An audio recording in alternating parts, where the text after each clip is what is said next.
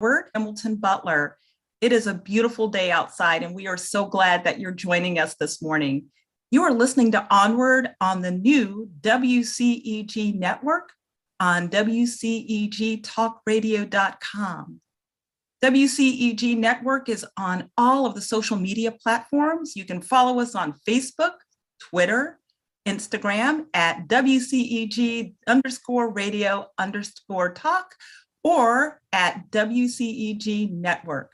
We are a part of the worldwide community engagement group where we speak life into the community. And a quick disclaimer, the topics and opinions of this show are of the host and the guests, not of WCEG. So what is OnWard about? OnWard is about the power of the human spirit. It's the power of hope that is in all of us that gets through the unexpected, the uncertain, and the unwanted challenges of life. So today, I am happy to have with me my guests, Melanie and Dan Mowery. Thank you for joining me this morning on the first edition of OnWard. I know Melanie in a variety of ways. Melanie is a fellow runner. We are a part of Alpharetta Aces, and we run together. Melanie is also an amazing cook. Melanie, I hope you're okay with me sharing that with the world, but you are an amazing cook. I've had the opportunity to share some of Melanie's cookies and cakes. They are, thank you. Thank you for being generous with that. But the real reason that Melanie is on the show today with her husband, Dan, is Melanie is a cancer survivor. And Melanie and Dan have been married for about 10 years. And she's been going through the journey of cancer for the full 10 years that they've been together. And I think that that's important to share because sometimes when we're going through things, we feel like we're all alone and we don't have any support. But Melanie had the support of Dan. And so I want them to share their story of this journey and how they went through it together. So good morning, Dan and Melanie. Good morning. Morning. Good morning. Tell me first, before we get into Melanie's journey, tell me a little bit about how you met and what you saw in each other that made you say, you know what, this is the person for me. This is the one that I want to love and be with for the rest of my life. I always have to laugh when I tell our story. We met on Match.com, so that's a plug, if you will, because I was traveling a lot when I moved to Atlanta, and I would say because of the age that I was in my early 40s or mid 40s. I wasn't the barfly type, and I never had been. So with a busy lifestyle, it made it difficult to meet someone, and then also with the travel. So I knew I still wanted to have a relationship. So I signed up for Match.com with the hopes that I would meet a Southern gentleman. Turned out I met a Southern gentleman from the South Side of Chicago who happened to move to Atlanta. And in his profile, he kind of had all the elements of great communication skills, good sense of humor, and then a love for the Chicago Bears and deep dish pizza, because I noted on my profile that I was a big Bears fan, still am. And also one thing we had in common was we both traveled a lot. So that didn't seem to bother him, and he inquired further. So I'll let him take it from there. And so what about you, Dan? well, you to Melanie. I had gone through a life change at that point. I was going through a divorce, and I was a few years older than Melanie. So I was going to be turning 50 in a not too distant period of time and going through a divorce. And I thought, I the same way, obviously I'd been married for a while, and I wasn't a bar fly either. So I thought, I know how to use a computer. I'll try this online dating thing. And that's kind of how that started. So I think ultimately a lot of what was on her profile we had in common. And that was kind of my outreach to her, was just that. Not only both having come from Chicago and moved to Atlanta, but just a number of other things that aligned well. So I pitched my story to her, and she accepted a first date. So you all, it was supposed to be the last date too. So but it was not. It was not. And so the two of you met, you fell in love, and then you started planning a wedding. Right. Then what happened? Actually 3 significant things happened. We both owned homes. So we were trying to sell our homes in the midst of the housing crisis. And then 2010, Dan's parents were involved in a car accident, which ultimately took both their lives. They never recovered from their injuries. And then 6 months later, I was diagnosed with breast cancer. So that all happened pretty much within a short span of, when we got engaged. So big challenging times for us, even before we could get married. So it was a lot to grapple with. Yeah, we adjusted timing and, everything around your life. When you have a major crisis like that, you just readjust all priorities and focus on what you have to deal with at that moment in time. And that's what we did. So here you were planning this wedding. It was supposed to be a happy time. But as you were saying, you had 2 things that happened that were significant challenges and traumas almost back to back. What did that do to you as a couple, in that you weren't even married yet, but yet you decided to go ahead and lean in on each other for support and to move forward? Where did you find the strength and comfort in each other to do that? Well, for me, it was probably more challenging because, first of all, I had never dealt with a significant illness prior to being diagnosed. So the first level of trust had to come from my doctors, where I had to trust that they were going to cure me. And then the second element was trusting Dan that he was going to stay in that run. I had befriended someone who had the same type of breast cancer I had. Yes. And our chemo times were together. So we call ourselves the Chemo Sisters. And, we talk because you're there for a long time. And she mentioned that she was dating someone when she was diagnosed. And when she shared the news with him, he left. So I kind of had that fear with Dan because, as he mentioned, he'd been married so long and, no drama like this.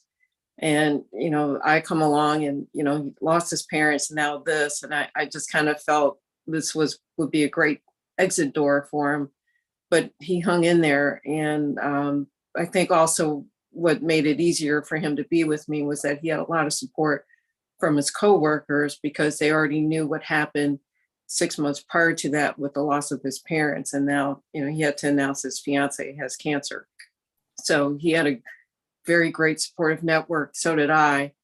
But, that's how we managed, I think, to get through. It was just a lot of family and friends and coworkers just kind of supporting our efforts for me to go to treatment and for him to take time off from work to be with me, since, we weren't married, but he used up all of his vacation time to come with me on chemo treatments. So both of you were going through your own challenges and trauma. What is it that separately you needed to feel supported? And then what was it that you needed as a couple? Because sometimes when things happen to us, it happens to us singularly rather than us collectively. But it was actually happening to the two of you. So there were things that you needed separately, and there were things that you needed as a couple. What did you need separately in terms of support? And then what did you need as a couple in terms of support? Well, I mean, I think in terms of a couple, I think we needed, at least our response to this was, it probably brought us closer together faster. We had a common enemy, if you will, but a common goal. We had, it realigned all of our priorities. I guess running was never even a thought in my mind. So no, she was concerned that might happen. I don't know if that's how I was raised, but you commit to something, you stay committed to it.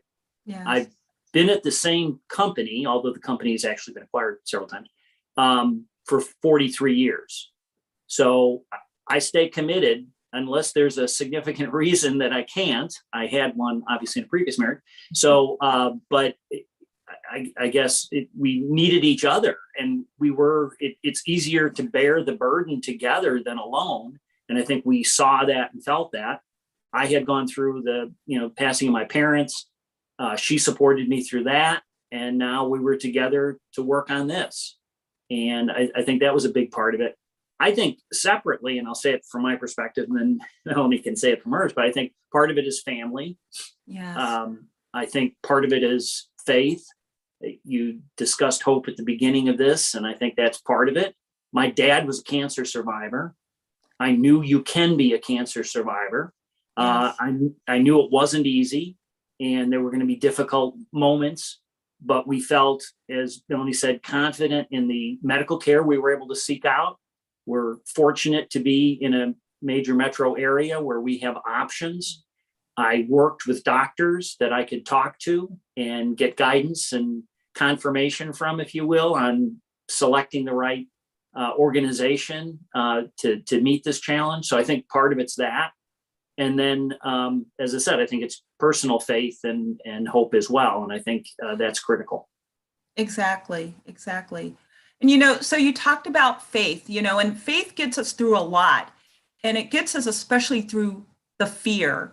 And I mean, if we're going to be real about this, obviously there are some fears that come up when you get this type of diagnosis. So looking back, what were the things, Melanie and Dan, that kind of you were most afraid of during that time, and how did you face it and get through it? Because fear can be so paralyzing. What is it that got you through some of the things that you were most afraid of? What got me, at least through some of the shock and fear of dealing with this, was the doctors I had at Emory, and especially my oncologist, because she had great communication skills. And when you're diagnosed with cancer, you have to literally turn your life over to the medical team, because it's more than just an oncologist that's involved. It's a large group of people who, you have to put your life in their hands and trust that they want to cure you. Unfortunately, there's a lot of misinformation and a lot of distrust, especially in the African-American community when it comes to medical treatments. Yes. And then I, in a sense, almost engaged in those thoughts, because I had been asked to participate in a clinical study for the type of breast cancer I had. And my mind immediately jumped to, they don't want to cure me. I'm a lab rat. Started thinking about, the Tuskegee experiment that happened.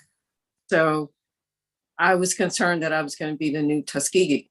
So I kind of pushed back on it. But then when they told me about the monitoring, Dan had also talked to some of his colleagues who were doctors about clinical studies. It changed my mind. And with the updates that I was getting with my treatments, things were going in the right direction. So that level of distrust finally dissipated, and I just became more of an advocate of clinical studies for breast cancer, waving the flag. You got to do it. So yes. I became their biggest cheerleader when it came to treatment. And Dan, what about you in terms of going through some of the fears that you had as well, because obviously Melanie had it because she was experiencing it, but I know as her spouse, as her support, you had your own. How did you get through some of your fears through this journey? Well, again, I think it comes back to faith. I think that's the foundation, and you build from there. Faith and family. I think your colleagues, your work family, I guess, is the extension, and often those are the ones we're spending more time with. So I think it was all three: faith, Yes. foundation, family. Although I'd lost my parents, that would have been great to have. Yes. But I had my sister primarily, I would say, because she really stepped in, and strong prayer warrior, and so I think that was critical. Yeah. And then just colleagues that were very supportive, as Melanie has said, and allowed me to take time off and be flexible with my schedule accordingly. So I love how you always bring it back to faith. And one of the things that happens during challenges in our lives is that we change. We become different people. Talk a little bit about how this experience changed you. Did it grow your faith? You know, what were some of the things that you saw in each other and in yourselves that just kind of grew and expanded as a result of this journey? Well, I would say for me, it was an overall trust of people, and especially men, and Dan in particular, because my previous relationships before, I didn't have a lot of trust there, and kind of built up walls where, it's that wall of emotional protection, I'll call Yes. it. So I finally had to realize when you get married to someone, you also are saying, I trust you and I trust my life with you. And Yes. I have to admit that still was a big hurdle for me to go through, because when you go through cancer, you lose your hair, your body's changing, Right. you don't feel so great. So he would see me at my worst and still be Yes. there. And I had to trust that, one, he was going to remember that hopefully this is temporary, that I would recover and, do my best to be there for him again once I got through this. So it's just kind of, again, putting your faith in someone, that they're going to be around and they're not going to, just go, when times get rough. So he's the first where I've had to really extend that trust bridge, I'll call it, where I feel he's here for the right reasons, and he's here to support me, and I'm here to support him. Absolutely. Absolutely. And so when you're going through this, there are things that I think can surprise you about your own response, surprise you about each other, because this is a new journey. What were some of the things that surprised you about each other as you were going through this, and actually surprised you about yourselves and your response? Well, for me, with the first diagnosis, I was surprised how much work made me feel normal, because I'm a workaholic in a sense. And I kept working, and, there would be times when, usually on Mondays, people don't look forward to work. Right. I did. Oh, wow. Because no matter what I look like, as long as I could feel like I'm doing something normal, that kind of took my mind off of going through cancer treatment. So I was surprised that I had that stronger desire to be just the greatest employee ever.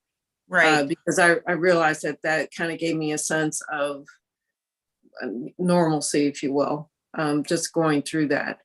The other shocking thing was, again, just having to deal with so many doctors all at once, and trying not to research what was online about the type of cancer I had, because also like little medical researcher, and just realizing that they knew more than I did, and anything that's out there right now, because then I would go back and double check.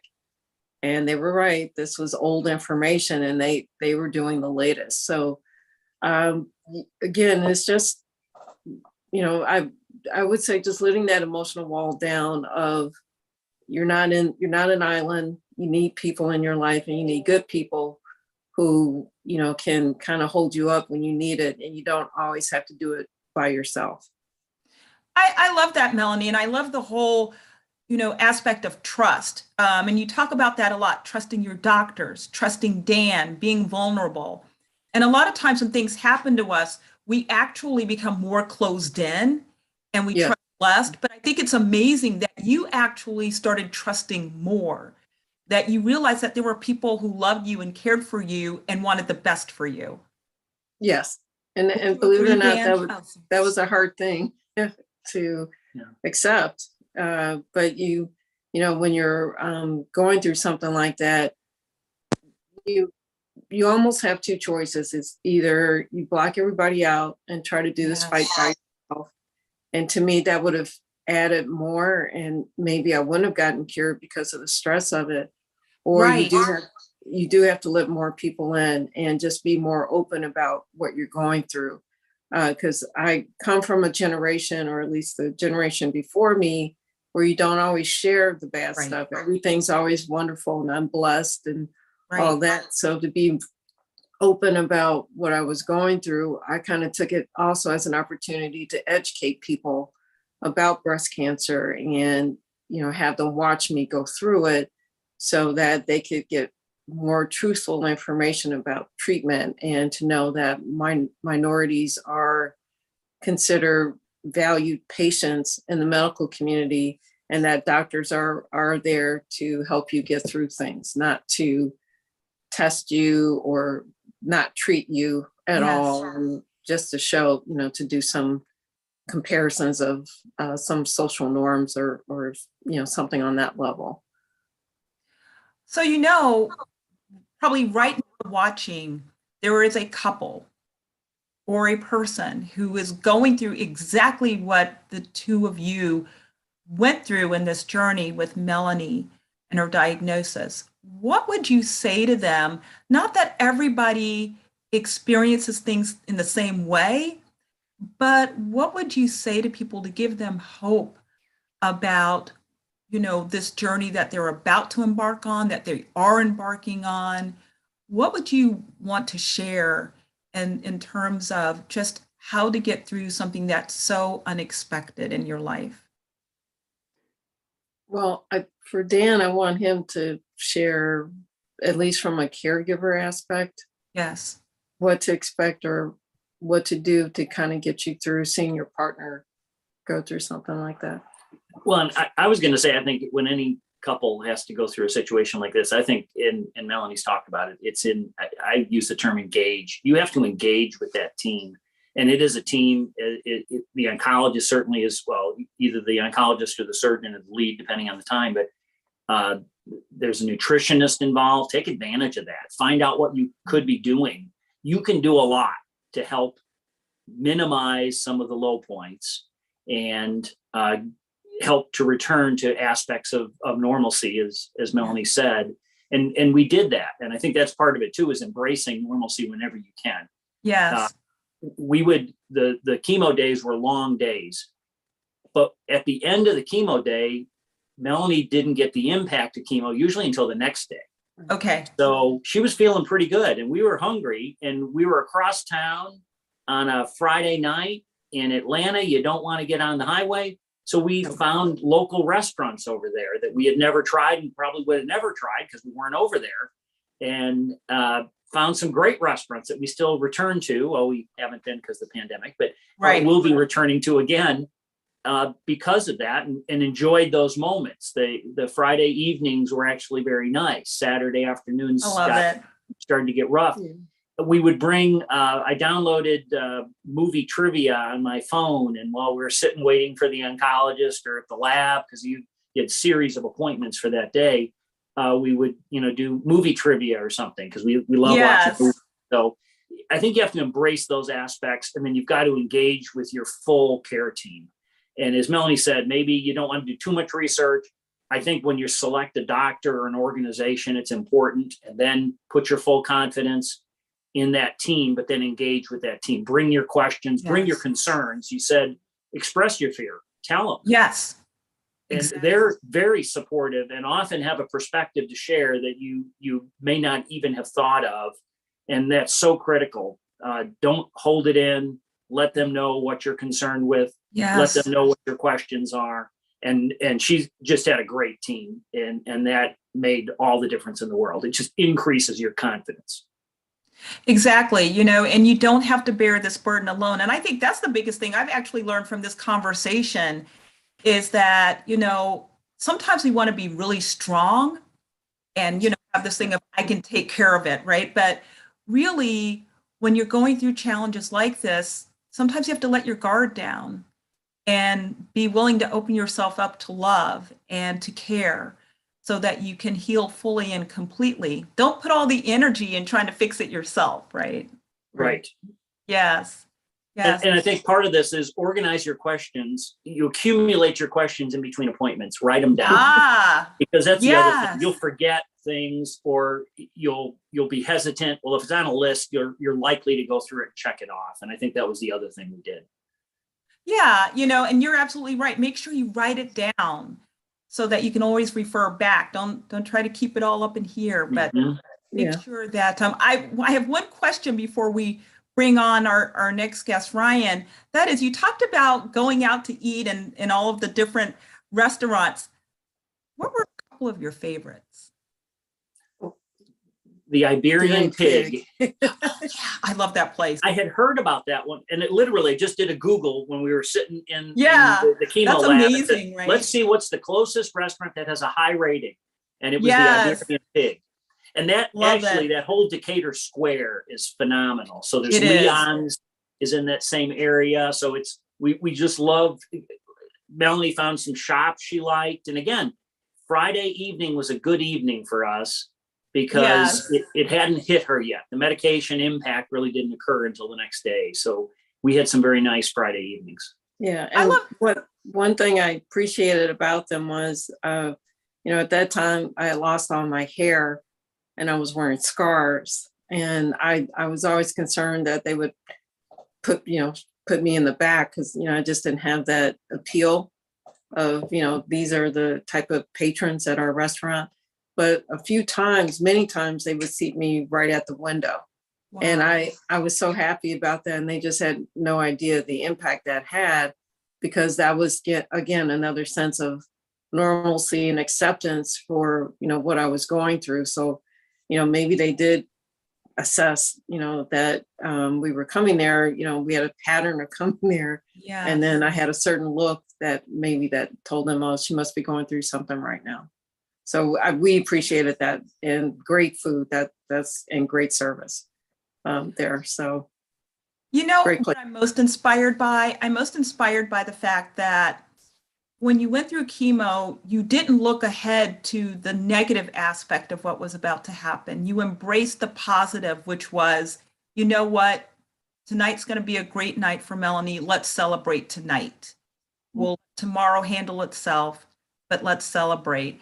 That is inspiring to me. So thank you both. I'm going to have you stay on, but now I want to bring on Ryan Mulkowsky. And so Ryan, hey, Ryan. Hey. How are you? I'm good. Ryan is a hospice chaplain and a bereavement coordinator. And also Ryan has his own podcast called Thoughts. But Ryan, I'm going to share something about our history. Ryan and I have a history. Ryan and I actually go back a few years. We were in ministry together. Ryan was then a youth pastor, and I was an outreach director for a local church here in Atlanta. And so, Ryan, what's interesting before we start talking about healing and overcoming loss, I wanted to just ask you, what made you move from working with youth to actually being on the opposite end of, helping people through the journey of, kind of the last days and of hospice care? What made you make that switch? Right. Well, first of all, thank you for having me on and congratulations on your show. I'm very excited for you. And I want to express my appreciation to Melanie and Dan. Their story was extremely moving and extremely touching, and so much to learn just from their story. And that's the power of stories. And I get to have the honor of embracing people's stories and meeting them in their journeys every day. And but for me, that transition from youth ministry to hospice, it can seem very dramatic. Those are two very different things. But for me, while I was doing youth ministry, I actually was doing clinical pastoral education training. I was doing that while I was in seminary, finishing my degree. And clinical pastoral education training is basically how you provide formal education and training to healthcare chaplains. And so my dad, who was a retired respiratory therapist of over 40 years, he actually encouraged me because he got to work with chaplains and he got to work with, interdisciplinary teammates. And he said, hey, you should check out chaplaincy. I think it's something you might really like. And so I did the training, I did internship, I did residency, and I kind of kept it as skills in my back pocket to use in ministry. But at the time, I had never thought to be a chaplain in a healthcare setting. At the time, I really loved doing youth ministry. I love doing other aspects of ministry and really being in the local church setting. But then, time moves, you get older, your passions change. Yes. And you start to really reevaluate and rethink, okay, what are my strengths and what are the things that I can lean into? And so for me, it was really, pastoral care and pastoral counseling were like my two main passions. And youth ministry, while it's great, and while I really enjoyed my time being a youth pastor for 10 years, there were just aspects of it that I just wasn't really passionate about anymore. And I grew more and more passionate about how do I provide pastoral care and counseling, but how do I do that outside of the church? How do I bring that to people that really need it in that very moment? And I kind of went into hospice almost by accident. Some people would say, well, maybe it's divine providence, whatever you believe. I was actually serving at a local church, and one of their outreaches, because you were an outreach director, so you know this. So they coordinated multiple outreaches throughout the year. One of the outreaches was at a hospice inpatient unit in Atlanta. We were going to go there and we were going to provide support to the staff and for anyone that was open to receiving prayer or, spiritual support, any patients or families that were in the inpatient unit, we would go and round and provide that kind of support. And they asked me to be the lead on coordinating the volunteers together to go travel out and provide support. And we did. It just so happened the chaplain who was at the inpatient unit was leaving to go take another job somewhere. So they actually were in need of a chaplain and they hadn't filled the role yet. And they asked me, by chance, are you like an ordained minister and do you have these qualifications? And I'm like, yeah, I'm an ordained minister. I have CPE, blah, blah, blah. And they were like, you need to go talk to our executive director now. And I was like, I was just here to do volunteer work. And but I go meet the executive director. He was super nice. We talked for an hour and a half while my volunteers are going around doing staff and family and patient support. And he offers me the job right there on the spot. And he's like, you got to go through a couple formalities. You got to go talk to corporate, but he's like, I'll push that through as fast as I can. And 5 days, I think after that, I get the job and I start working in the inpatient unit.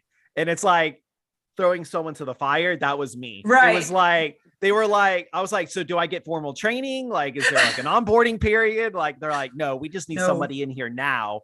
So God bless you, move forward, go ahead and do some work. And I was like, oh man, this is going to be interesting. But I really was thankful for the former training I had and utilizing those skills and then doing it in the hospice context. And hospice, I've been doing it for over 5 years now. And it has a special place in my heart because I've had loved ones on hospice. So I got to see my loved ones go through that experience and receiving, the care from the nurse and from the nursing aide or the CNA, the certified nursing assistant, having the social workers and the chaplains and bereavement counselors come in, providing that psychosocial support, providing resources, providing emotional and spiritual support, and grief support. Those are all very important aspects. And so for me to get to see that played out and how much it impacted, my loved one who was dying, my family, and the family, friends, and the community. I got to carry those experiences into my work. And so when I went to see a patient, when I go to see a family, I don't think of just this as a stranger. It's like this could be my aunt. This could be my grandfather. This could be my other loved one. This could be a friend. I carry that into it. And I think having that level of empathy is really vital, and having that level of compassion is really vital. And, as Melanie and Dan have talked about, having really good supportive people, especially in the healthcare context, right? Yes. Because not everybody has quite the bedside manner that you want. Not everyone has the communication skills that you want. But when you get really blessed and really lucky, or as Dan said, when you really advocate for yourself and for your loved one and make sure you get the right people to provide that care, it can make a whole world of difference, and the outcomes can be absolutely positive. And so, for me, that transition, it kind of just happened, but I'm really glad it did, because hospice is where I feel like I was meant to be. And finally being able to settle in that and being blessed to have that opportunity is very meaningful to me. Absolutely. And so, a lot of times, of course, when we think hospice, that's of course end of life, but right. Loss can happen at any point in our lives. And the trauma attached to loss is very real, whether you lose a job, whether it's lost through a divorce. Talk a little bit about what loss does to us as people, kind of that trauma that happens in loss, and how we can support people who are going through loss. I mean, Melanie and Dan talked a lot about, what it's for them to go through this journey of healing, but there was loss attached to that, loss of doing normal way, a way that they were accustomed to. So Ryan, how can we support people who are going through different types of loss? Yeah, that's a really good question. I think, first of all, the one thing is you hit the nail on the head. I think a lot of times when we talk about grief and we talk about loss, we immediately go to like the death of a loved one or the death of somebody we know. Death is like the first and the greatest loss that we think of. But, the Grief Recovery Institute has identified over 40 losses. And so, like you said, and so that's when you think of like over 40, I mean, that can be in a range of anything. Like you said, that could be an estrangement, a divorce, loss of health, loss of a job, loss of faith, loss of other relationships. Obviously death is the major one. But loss of career, there's so many losses. And I think a lot of times we minimize those losses because we feel like, well, it wasn't a death and maybe, I'm not supposed to grieve this thing, right? A lot of times we feel like, oh, you lost your career or you lost your job or you lost your friend. That's not a big deal. Just, you just move on and, find another friend or find another job or find another career. But what a lot of people don't realize is if you've invested your time and your energy and your passion into something, whether it's a relationship, whether it's a job, whether it's your faith, whether it's, whatever it is, if that thing is gone, if that thing changes in any way, shape, or form, it can be very, off-putting, and it can really throw somebody off kilter. You really lose like your equilibrium and your balance emotionally when that happens. And I think that happens in any kind of different aspect. So like when you hear that your loved one, like, in Melanie and Dan's example, has been diagnosed with cancer, it throws everything off kilter. Whatever you had stable in that moment, whenever things started to make sense or things were smooth sailing, or in their case, they were celebrating an engagement. They're about to get married. Like you said, it's supposed to be a joyous time, a happy time. You're planning for the future. You're excited about this new love and this kindling of being in companionship with someone. And then all of a sudden you just get hit hard with this news. It can throw everything off kilter. And another thing I've noticed, unfortunately, is it seems like loss compounds itself, and that a lot of loss and a lot of grief happens at the same time. And I've noticed this with countless families I've counseled or provided care to, is unfortunately for a lot of people, loss doesn't get spread out over a long period of time. It seems like things happen one right after the other. it's like you deal with this one major tragedy that's happened, and just when you're trying to find some balance and try to find some meaning and purpose moving forward, another thing happens, and then that throws That's everything right back off kilter, like you're starting all over again. Right. Like you never made any progress in the first place. And so grief has this very like cyclical kind of phenomenon to it, and things get really intense, and then things can kind of slow down in intensity, but then if something else happens, then you're starting right back over again, and it kind of goes over and over and over again. And so how we support one another is we reach out. I think a lot of times what I've noticed is, let's say classically, you know, the loss of a loved one. You know, Yes. a lot of people are going to reach out to you right at the very Initially, beginning. yes. Right? Those first couple of weeks, people are like bombarding you by phone, or they're texting you, or they're sending you cards, or they're coming to visit. Well, you know, during pre-pandemic times, maybe pandemic times, you know, you might not be taking, you know, in-person Right. visits as much, but, you know, classically, you know, all those things are happening. But one thing that like a lot of people forget or don't realize is that the first couple of weeks are very jarring for the person. They are in a Yes. sense of shock. They're in a sense of bewilderment. They are, you know, not the most clear-headed they are that they can be, because, you know, grief causes, you know, loss of concentration or disorientation, shock, you know, kind of like that Right. numb feeling. I don't know if people experience like a numbness, like you just can't feel anything. So you're trying to receive all this support, but it's really hard, or it could even be overwhelming because so many people are reaching out to you, and you're just trying to get through affairs. You're just trying to get the funeral arranged. You're trying to get people to get together. Then you have all those weeks long of like logistical affairs, like getting the death certificate and closing out accounts and notifying Social Security and all this stuff. And so what a lot of people don't realize is, for the person who's trying to deal with the loss in the very beginning, they're very overwhelmed by just the amount of tasks and responsibilities they have.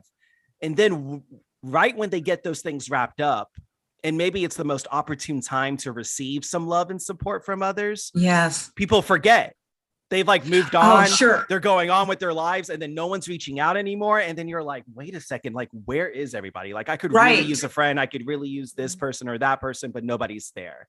Right. So I think one of the main things we should remember is to reach out to the person that you want to support, but make notes to try to reach out throughout the months. Don't just like do it at the beginning and then kind of drop off and move on with your life. Set a reminder, like reach out a month from now, 2 months from now, 3 months from now, 6 months, 12 months, even later, because grief is one of those experiences that takes a long time to work through and a long time to process. A lot of people think, oh, grief is like a light switch. I could just turn it on and off. I can go back to work a week later and, you know, pretend like nothing's happened. I can, you know, go back to my daily responsibilities, pretend like nothing's happened. Then that's not true.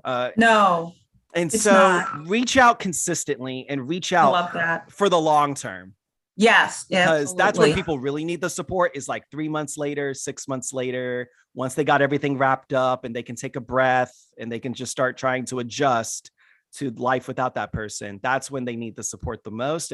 But we forget that because we show up for the funeral, or we're sending the card, we're providing the meal. You know, people got meal trains, we provide the meal, but then we forget. So that's my first thing. No, I think that's very valid. And, you know, or we provide the support when we first hear about the diagnosis, and then forget about the rest of the journey. And actually, we're talking about support, Melanie and Dan and Ryan.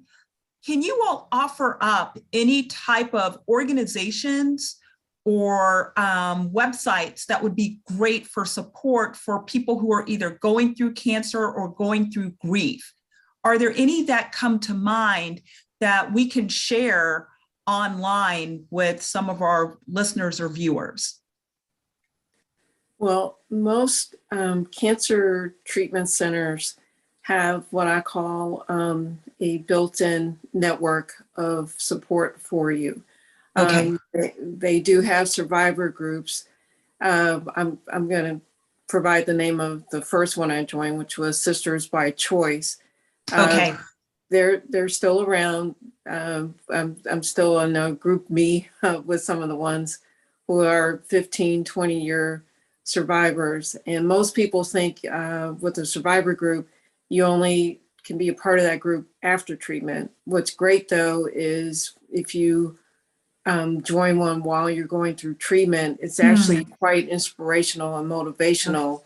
Yes. Where you meet other people who've gone through it and you don't feel like the oddball anymore. And it's a very sharing group to join. The other thing I also want to recommend is most cancer treatment centers also have social workers. And, most people think social workers are only for, family drama issues. And cancer is really a family drama issue. It is. It has a strong medical twist to it. But don't be afraid to embrace a social worker, or don't shoo them away and say, oh, I don't need you because I'm not poor. Yes. So they're there for your mental well-being. And just when you're having doubts or someone shares a story of, oh, I knew someone who had the exact same cancer you did, and they died 6 months later, and all of a sudden you're shaken because you're thinking, well, I'm getting cured. Those social workers are there to kind of bring you, back to earth and also restore your faith. And it has nothing to do with your economic background or your racial background. They're there for true support. So I highly recommend people take advantage of those services because they're definitely included when you're getting treated. Thank you for sharing that, Melanie. And too, even with Dan as a caregiver, where did you find your support? I know you talked about family and faith and friends, but did you go to support groups, or would you even recommend support groups for caregivers? I didn't go to support groups, but there were definitely options in that regard. Yes. So I think you've got to make a call on what you need and when you need it. I had colleagues, including we had an oncologist that worked for us. Okay. Company I worked for. So I had some support, and other medical doctors that, would reach out and ask how things were going and provide reassurance. I was thinking too, I'm kind of a nutritional nut, and therefore I had a lot of questions of nutritionists. They recommended the Sloan Kettering website for herbal and nutritional supplements that you should take or shouldn't take. During treatment, there's lots you can't take. And I put together the spreadsheet, and they told us what Melanie couldn't take while she was in chemo or radiation or whatever. So I think that's the other aspect of it, that you've got to, again, fully engage, take advantage of folks, share all your information. And yes, that's important. Yeah, so that's important to share. Absolutely. We gain knowledge, not for just ourselves, but to share with others. Mm-hmm. And Ryan, as bereavement coordinator, what are some of the resources that you direct families to while they're going through the grieving process? Yeah, absolutely. And there's several resources. And I think, as we moved into more of a digital age, especially because of the pandemic, kind of limiting like in-person support, some grief support groups that I could recommend. There's an online organization called Grief Anonymous, and they're excellent. They have Facebook groups of all different sorts, and they break them down specifically in by different kinds of loss. So whether it's, a loss of a parent, loss of a child, loss of a sibling, loss of a spouse, any other kinds of losses, they try to make it as specific as possible so that people that join those groups, they all can kind of share similarly about their experiences and find support. The one thing I would recommend about support groups is that, trying it out and then being okay whether it works out or not, because not everybody is the same. And some people really connect into a support group very well, and then some people just don't. But trying it out, I think, is important, because studies have shown that peer support is the most powerful form of support, even more so than a professional to a client, which I find fascinating, because I think peers share in a common experience and in a common struggle. And when you connect with people like that, you build up a lot of resiliency, but you also build up a lot of vulnerability and a lot of trust. And you can really form, as Melanie said, really deep connections and friendships. Yes. But, Grief Anonymous is a really good resource for online support groups. But there's also an organization I'm a part of called the Grief Recovery Method of the Grief Recovery Institute. And Grief Recovery Method does grief recovery support in the group setting, and then individual by individual, so one-on-one support. And it's an excellent program that just really gets you a lot of education, but then also a lot of like hands-on work about really trying to process your loss and what's Yes. holding you back from moving forward in your loss. Because surprisingly, when you're grieving, you can start realizing, okay, I think the grief really hurts because there's this regret that I have, or this guilt that I have, or this unsaid thing that I never got to say. Yes. There's a lot of these like would-haves and could-haves and should-haves Yes. that you really need to externalize and to validate and to get out in order to really move forward. So that's a great organization as well. There's some great apps and great tools. Grief Coach is a really good tool. And what Grief Coach does is you set it up for the griever, and you can enlist supportive people to also receive the service. And what it is a texting based service. Oh, so nice. You'll receive Okay. text on a regular basis all throughout a long period. It's not just like in the first couple of weeks or a month. You get it all throughout the year. And what it does is it provides a lot of education, and not just education for the griever, but education for the supportive person. Yes. Because a lot of supportive people that really want to reach out to their friends, they get almost like paralyzed because they don't want to say the wrong thing, or they don't want to do the wrong thing. So they don't do anything. And that can be really, and that's not really good. You want to be able to really be there for someone. So it educates the supportive person as well as what to say, what not to say, what to do, what not to do. And that could be very, very powerful when you have education and you, like you said, acquire yourself with the knowledge of what can I best do to support someone, or what can I best do to grieve something or someone. That can be really powerful. Another powerful tool is the Empathy app. The Empathy app is a service where you can sign on.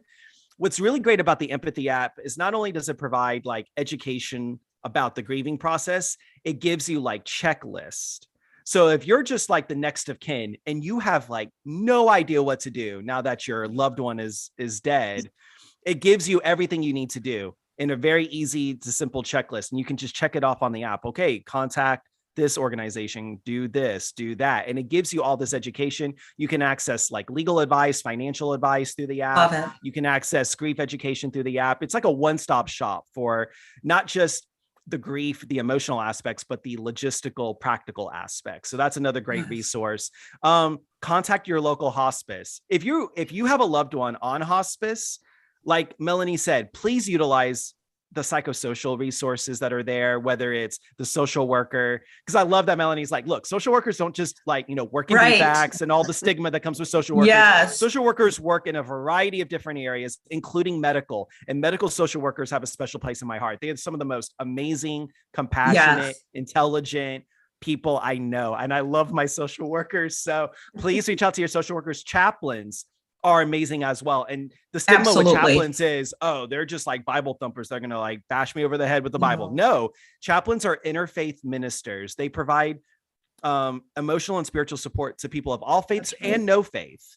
So they just meet you where you at, and they just help you kind of, talk about the existential questions in life and your concerns, your fears. Yes. What regrets do you have? What things do you want to tie up before you enter that phase? So utilize your psychosocial resources. If you are grieving, but you aren't connected to a hospice, you can reach out to a hospice and they can provide community support to you or provide you some resources. So I just want to give a shout out real quick. So I work for Agape Hospice Care. We're a very large hospice throughout the Atlanta metro area.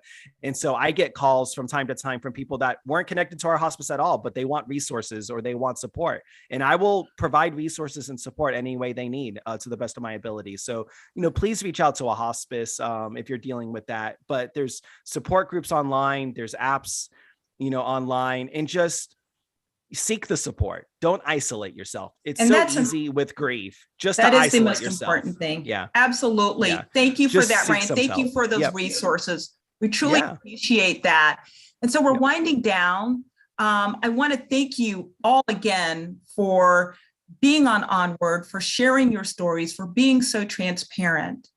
And I want to remind everyone again that you're listening to OnWard on the new WCEG Network, on WCEG Communications talkradio.com, and to like us on Facebook, Instagram, and Twitter at WCEG_talk_radio. Before we go, I just want to ask one thing. So Dan, I saw you drinking something. I saw you with your little white cup. I love that. And it kind of leads into this. So this is my mug. This is what I had my tea in this morning. We fill our cups with things that are comforting to us. And a cup is literal, but it also means something about ourselves. We are a cup.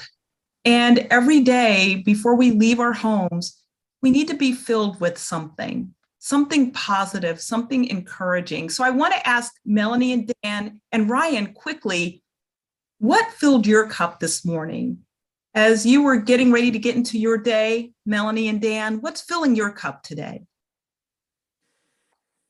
Well, for me, when you and I talked earlier, I'm part of a group called the Continentals. Yes. And this is the second volunteer group I've joined because I'm thinking about what I want to do for others as I get closer and closer to retirement. So this afternoon, we're doing an online reading for children, and it's a book I actually picked out. I did some research. I was a little thrilled they picked what I suggested. So love it. When I'm always in a great mood when I can do something for somebody else. Yes. It's a strange thing about me, but that is kind of my cup filler, if you will, that gets me motivated and energetic. So I love that's it. kind of what I'm looking forward to. Dan? Well, mine's answer is not near as good as Melanie's. So my day started with my dog waking me up, but she's a morning dog, we always say. So she is so happy to see you in the morning. And so I took her for her walk. It was a little crisp this morning, but I am thankful I have a nice warm coat. But she is one of the happiest dogs in the world, just loves to go for a walk. And that was just a nice way to start the day. She just very, very happy to be out there. And so it kind of gets you going at the same time. It's contagious. I love it. I love it. And in the last couple of minutes that we have, Ryan, what fills your cup and how can we get in contact with you? Okay. Let's see. What fills my cup? I mean, it's my family first and foremost. I have a 4-year-old and a 6-month-old and my wife. And so there's never a dull moment in our household. Right. And so this morning, my daughter, she wakes up and I just, get her out of the crib and I just I go back in my bed and I just snuggle with her and just having that like human touch, just, having her on my chest and just really embracing those moments, because as we were talking, off camera, you all have children and they're grown and it's just like not taking for granted those moments that I get to like, hold my children, hug my children, snuggle my children, really love on them because, the days are long, but the years are short. And so that's what fills my cup, just getting to be with my family and really spending quality time with them. But there's lots of other things too. I love to read. I love to just go outside, go for a nice walk or just play outside with my son. Just those simple things can be the most powerful things for me. Absolutely. And in our last minute, Yeah. How can we contact you? How can we get a hold of you? So look me up on Instagram, on Twitter, just my name, Ryan Mulkowsky. Excellent. Facebook, you can look me up by my name as well. I'm the only Ryan Mulkowsky that I know of in existence. I have a very unique last name, so you should have no problem finding me on social media. My website, ryanmulkowsky.com. You could find me there as well. Yep. Thank you. Thank you all again. And thank you for joining us on OnWard. Again, I'm Adrianne Hamilton Butler. And by the way, what fills my cup? My awesome sons, Julian and Paul, and my husband, James. And in closing, gotta run. Thank you guys. Have a great day. Bye. Thanks. Bye.